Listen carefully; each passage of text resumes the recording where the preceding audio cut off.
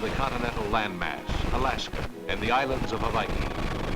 Its profile is made up of many contrasting faces, from teemers and rocky headlands to bustling resorts and frozen peninsulas.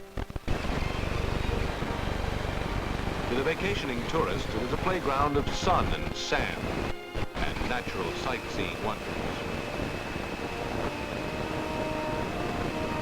It is a place for trying your skill on water skis or your luck with rod and reel.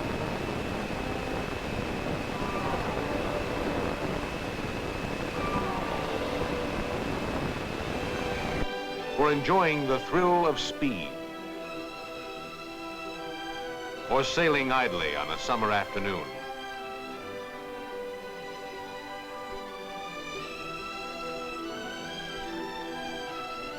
To the commercial fisherman, it is a source of bountiful harvest. And to the merchant seaman, it is a highway of commerce. But to the United States Coast Guard, this coastline is something else. A vast protectorate demanding round-the-clock vigilance. Founded in 1790 to stamp out smugglers, this valiant service still works under the jurisdiction of the Treasury Department. In war or peace, no organization has so many varied responsibilities. Waterfront security and merchant marine safety. Dockside law enforcement. Military readiness. Weather analysis, oceanography, and aids to navigation. Operation of lighthouse stations. Reserve training. Clearing ice-bound waterways.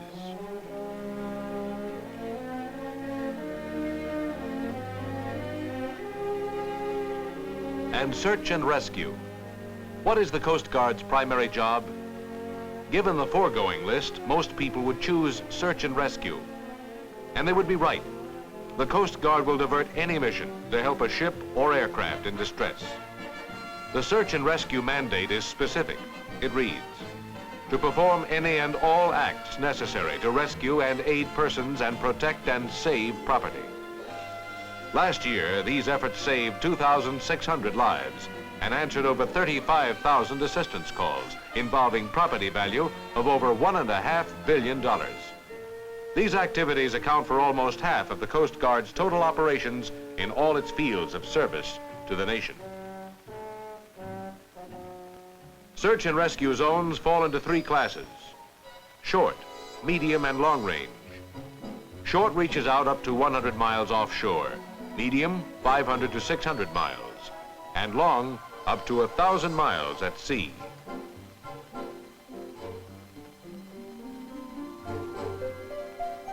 The short range zone is where most of the action is. Along the thousands of miles of coastline, thousands of people get into trouble. It comes in many ways and from many causes. Mechanical failure, human error, poor timing, but most often, ignorance of the ways of the seas and tides. In recent years, the mushrooming popularity of pleasure boating has multiplied this kind of emergency. The Coast Guard's traditional job of taking surviving seamen off wrecked vessels has largely been replaced by rushing aid to small cruisers or fishermen in distress.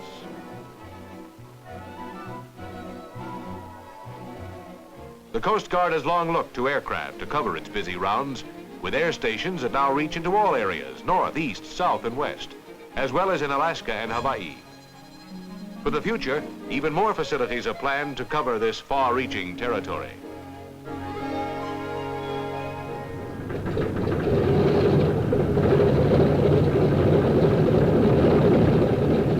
Flying boats, amphibians, and other fixed-wing aircraft have flown for the Coast Guard since 1916.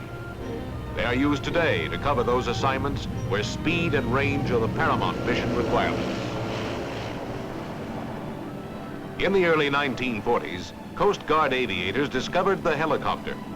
With its ability to fly low and slow, to hover and pluck victims from inaccessible places, it quickly became a natural and necessary instrument in the Coast Guard's growing air program.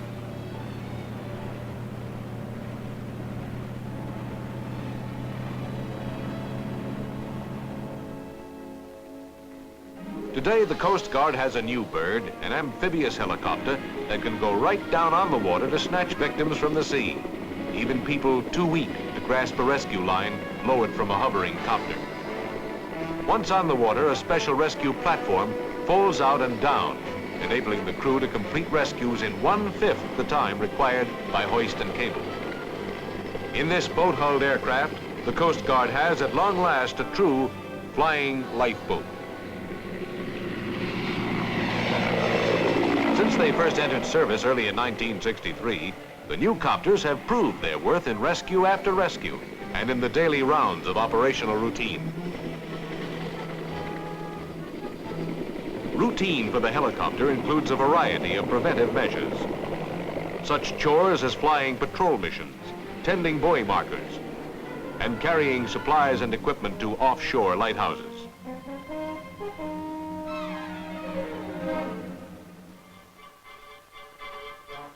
Operational routine for the men at the base includes variety too.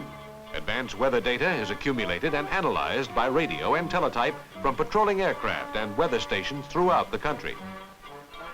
It is recorded and diagrammed on maps and posted in the weather room for ready reference by base personnel.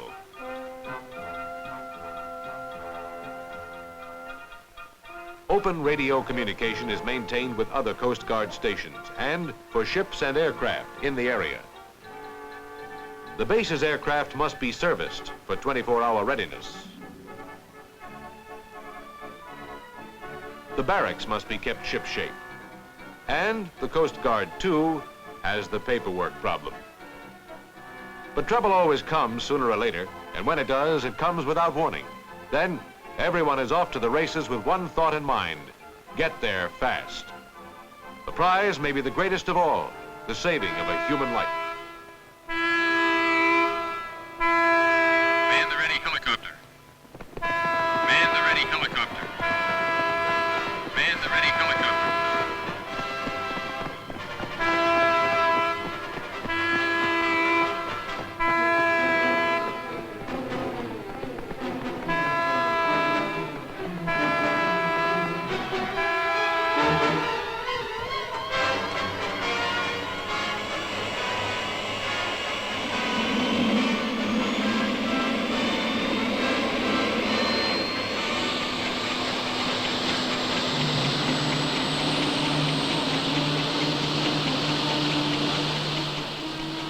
From alert signal to flyaway is a matter of minutes. And out in the deep water of a neighboring bay, an overturned boatsman is snatched from a perilous predicament. The scene of the rescue may change, but the performance of the crews and their flying lifeboats is the same at every Coast Guard station. Fast, efficient, precise.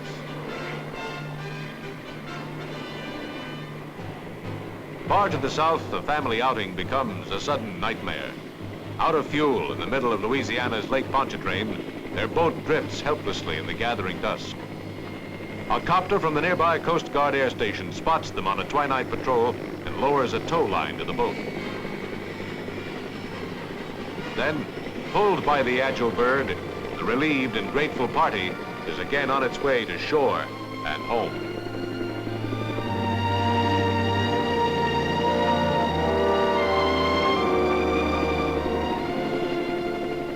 Many missions involve seamen who, seriously stricken or injured aboard ship, require the medical attention that only a hospital can provide.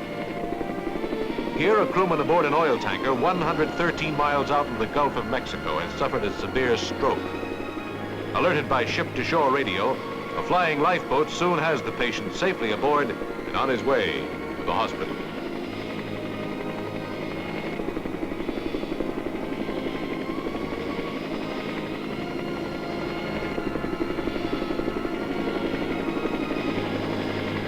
In this kind of race against time, the swift new helicopters are often the only answer. By boat, the trip to the oxygen tent or the operating room would take too long and a life might be lost. This life was spared.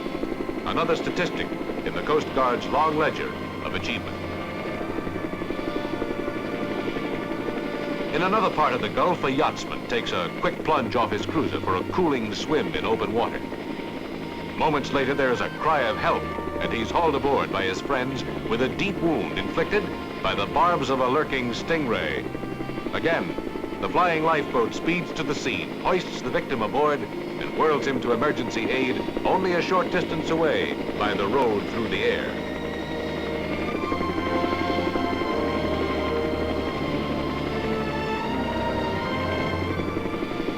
In the remote and roadless swamps, wildlife abounds, an irresistible lure to the adventurous sportsman. Sometimes a hunter or angler, less experienced in the environment of the wilderness, loses his bearings and wanders lost and confused. He is reported missing by his worried family. The Coast Guard gets the word, and the search begins. He's easily spotted from the low-flying copter, and it is a welcome sight indeed to a solitary and frightened man as the big white and red bird swoops down to hoist him aboard and whisk him back to civilization.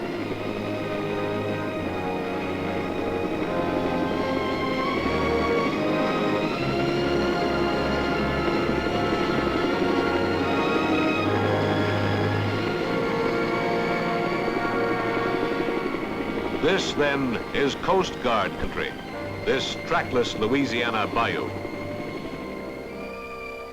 A frigid polar ice cap. A balmy Florida beachfront. In covering their far-flung beat, Coast Guard flyers have looked increasingly to the helicopter to accomplish their primary search and rescue mission. Now, with this new amphibious turbocopter, which the Coast Guard calls the Sea Guard, they have combined the speed and flexibility of flight with their traditional home on the waves. It is a combination that will save thousands of lives for many years to come as the flying lifeboats answer the endless calls for help along our almost endless coastline.